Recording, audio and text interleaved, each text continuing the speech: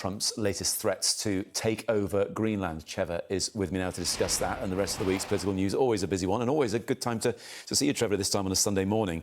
We're going to discuss 3 Fs. I'll get on to the other 2 in a minute, but the first one is force. Donald Trump has said we can do this the easy way or the hard way, and really the hard way is a euphemism you would expect for force. We're talking about taking the place. He wants to buy it. Others are saying, well, he may occupy it, he may invade it. And here we are with the threat of tariffs for the UK once more as a result. Well, I think one thing you've got to understand about Donald Trump is that he comes from New York. And as you know, Matt, half of my family lives in New York because my parents left and emigrated to there half a century ago. And I can hear the language of, I'm not going to use words like mafia or anything like that, but I can hear the words of a New York family in which the chap comes along and says, I want this piece of property and, you know, I'm going to get it. And we can make this easy, we can make this hard, make a choice. You know what I'm like, I will do it. And I think... well, Trevor, he is a Don, after all, so... Well done. Very, very good. And actually, the truth of the matter is, I'm finding it hard to see how Europe, with all the words and all the rest of it that are being uttered, are going to stop him. Especially if what he does is he offers the Greenlanders $100,000 apiece. Well, you know, one way of looking at this is that the Greenlanders are being invited to exchange one colonial master, Denmark, for another one, America. Well, the majority of them don't want either, do they? They want self-determination and, you know, being semi-autonomous from Denmark. If they were to become part of the US, they're more likely to become a state as opposed to any semi-autonomy. I wonder, and this follows on from what Katie Ball said to me, and I know what she said to you when she was on your panel, Trevor, if he could be undone by the Republicans themselves because they don't like him taking these autonomous decisions, or fewer of them liking him doing that. I think it's entirely plausible, but I also think there's a version of this which is just wishful thinking. I mean, people have been saying this about Donald Trump for the past 10 years, that the Republican Party will split, the Republican Party will rebel, there will be people who will stand up against him. Well, look at who's in his government. Marco Rubio, who he derided as Little Marco. He has a whole series of people who are essentially in his grasp because he has reshaped the party to in his image. And I know a couple of people on our panel talked about the potential for MAGA, you know, the Make America Great movement, splintering. But I think Venezuela did him a great deal of good with that movement because it reminded his basic supporters that actually the guy does a lot of what he says he wants to do. Now, lots of people think what he says he wants to do is bad, but he's been doing it. In terms of the people in the inner circle, I think I'm right in saying that in a bygone era, J.D. Vance himself referred to Donald Trump as being fascist. And that is the second of our F words this morning, because that is one you mentioned to Lisa Nandy in terms of her view of Nigel Farage, another F, and reform. Here's what she had to say. Hey, sis. I got your package. Protests erupting in Greenland this weekend after President Trump announced new tariffs on 8 NATO allies opposing his plans to acquire the territory. That move sparking bipartisan reaction. Greenland and the Danes have been our allies for a long time now. The president is a consummate deal maker, and I think he's looking for a deal. Denmark, Greenland, the Kingdom of Denmark, that's our ally. It's our friend. So I'm puzzled by the president's threat of tariffs. For more, let's bring in National Economic Council Director Kevin Hassett. Thank you so much for being with us, sir. Great to see you this morning. I want to start here. You know, the president's tariff threat to these 8 NATO allies does appear to be potentially upending one of his signature achievements, the landmark trade deal with the EU that he struck in July. Listen here.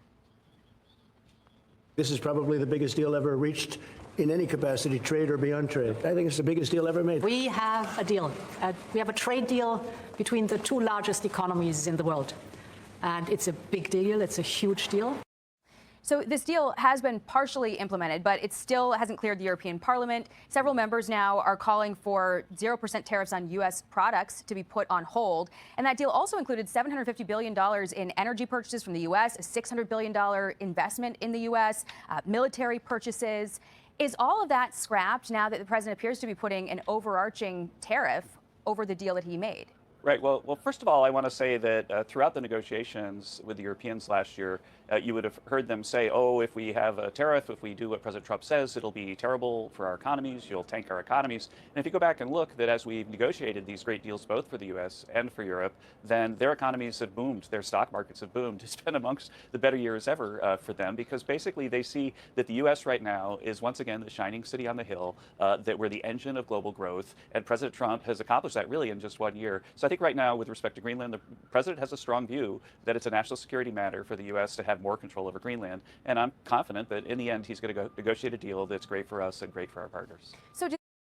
Welcome back to State of the Union. European leaders are warning of a, quote, dangerous downward spiral in U.S. relations over President Trump's determination to add Greenland to the United States. Joining us now is the former Vice President of the United States, Republican Mike Pence of Indiana. I see him wearing his Hoosier tie. I assume that that's a nod to Monday night's game. Mr. Vice President, we are seeing a lot you better believe it. Yeah, we're seeing a lot of Republican pushback to the president's focus on Greenland.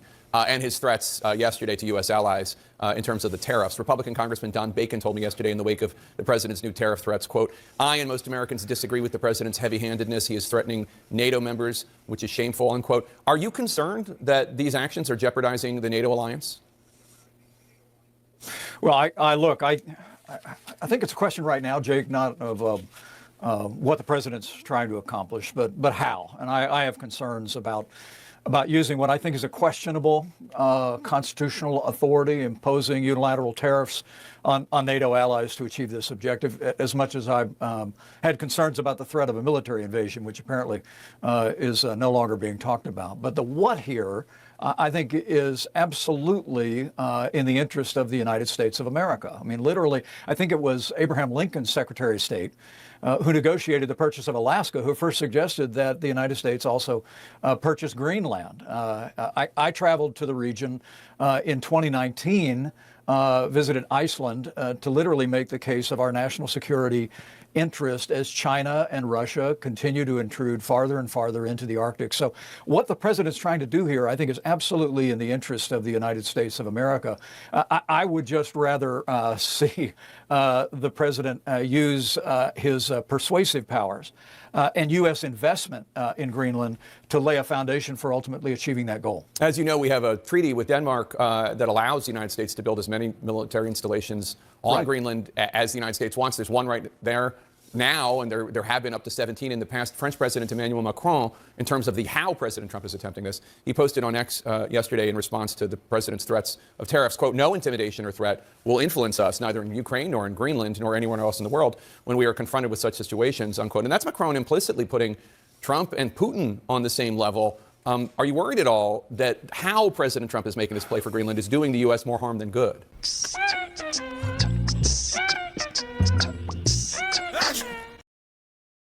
You already spend hours watching videos online. Why not earn something for it? Join Media Rewards and get rewarded for your media time. For more tonight, we are joined live by Ambassador John Bolton, former national security advisor under President Trump, as well as former ambassador to the UN. Ambassador, I appreciate your time and your perspective on this. Let's start with Greenland tonight.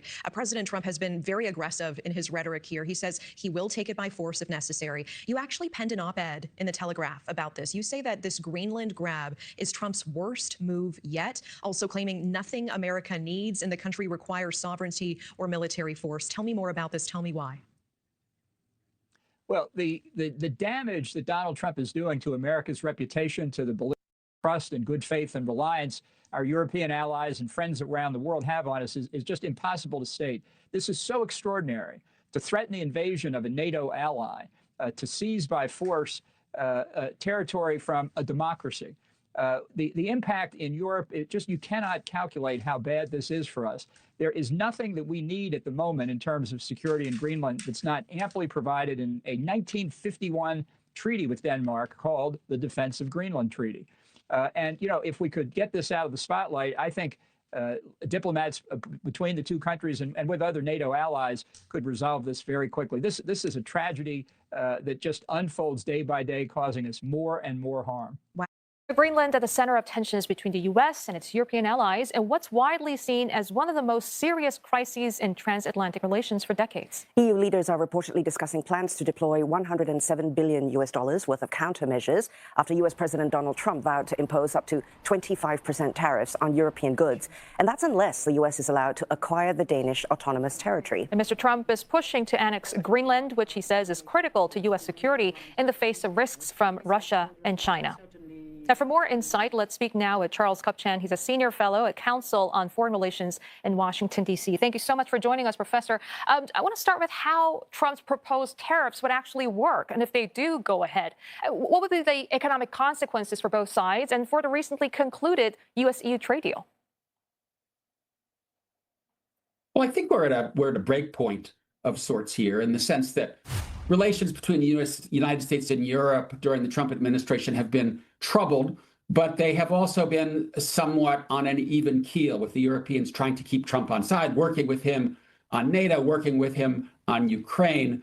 But now you have the American president actually resorting to coercive diplomacy, the threat of tariffs starting on February 1, going higher on June 1, for the purpose of annexing territory that belongs to a NATO ally.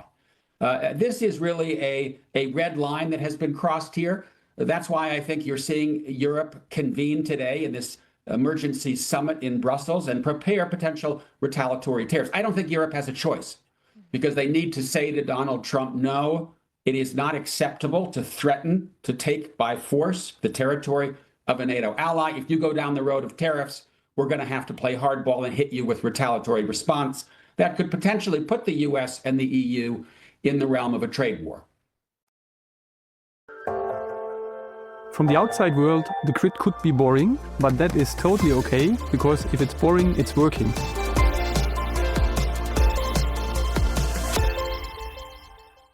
With Virgin Media, it's the Season 4 savings. Get smooth M250 broadband for our lowest ever price, under £24 a month. Plus, switching is easy. We'll handle everything for you. Visit virginmedia.com. Henry John Temple, Lord Palmerston, one of my great heroes, and I'm using one of my favourite books, the Dictionary of Quotations. He famously said, "We have no eternal allies, and we have no perpetual enemies. Our interests are eternal and perpetual, and those interests it is our duty to follow." This is really important because when you're looking at foreign policy, it is crucial to remember that we don't have any people around the world who are always our friends, who are always on our side. Over 1,000 years of history, sometimes we've been at war with France, sometimes we've been sympathetic to France, sometimes we've been at war with Germany, sometimes, as in victory against Napoleon at the Battle of Waterloo, the Germans have been on our side. In these great spans of history, we have had alliances and we've had enemies, but we have had interests. And our interests should always, invariably and unfailingly be that of the United Kingdom of Great Britain and Northern Ireland. Not of anybody else. Not even of the Republic of Ireland, friendly though we have been, submissive though we've been in some ways to that neighbouring state in the last 100 years. We should focus on our interests. And this is really important in relation to Donald Trump, because generally speaking, in the last 250 years, it's been in our interests to be sympathetic to the United States. Admittedly, we had a little trouble in 1776 and we had a war in 1812, and we squabbled over the Canadian boundary during the 19th century. And they didn't do much about the First or Second World War until fairly late in the day, and we didn't go to their aid in Vietnam, and they were pretty cool about what we were doing in the Falklands until Margaret Thatcher had made her position pretty clear. But we did support them over the Second Gulf War. The First Gulf War was obvious, and indeed in Afghanistan, even though there was no immediate and obvious British national interest at stake. We did it because we thought the overall terms of the alliance were worth doing it for. Indeed, though I have many criticisms of Tony Blair, I think his ability to get on with both Bill Clinton and George Bush Jr. was one of his successes. It was in the British national interest to be friendly to the United States at that point. And this is also true of all people, Sir Keir Starmer, that he's managed to get on with Donald Trump, who is not an easy man to get on with, and whose foreign policy decisions are sometimes, to say the least, erratic. But that does not mean that we are always on the side of the United States. I have no more desire for the United Kingdom to be the 51st state of the American Union than I do for us to be a member of the European Union. I think both are alien to our way of life, alien to our national interest, alien to the interests of the British people. And so you get to Donald Trump and Greenland. Donald Trump's attitude towards Greenland is one that is hostile to the interest of His Majesty's government and of His Majesty's people. It is not something that we can simply roll over and say, well, do what you like in Greenland, go in, take it, do what you like. This is not just because under the treaty that gave it to Denmark, we come second. I'm not really proposing that we should take over Greenland any more than I think that it should be handed over to the United States. But America needs allies too. America wants to be dominant in the world, and it won't be dominant if it has no friends at all. It's strong, but it's not that strong. And this applies also to Ukraine. Frankly, it seems to me that Donald Trump has been weak in Ukraine. He has been played by President Putin, who has delayed Trump's actions, who has managed to push him into a degree of compliance, of friendliness that isn't deserved by Putin and has not been in the interests of the United States, let alone of Ukraine or indeed of the world more generally. That I am a Westphalian, I believe in nation states, but that means nation states' borders need to have a certain degree of integrity, and other nation states have a strong interest in defending them, in saying that you can do anything you like within your own borders, that's up to you. That's your sovereign right.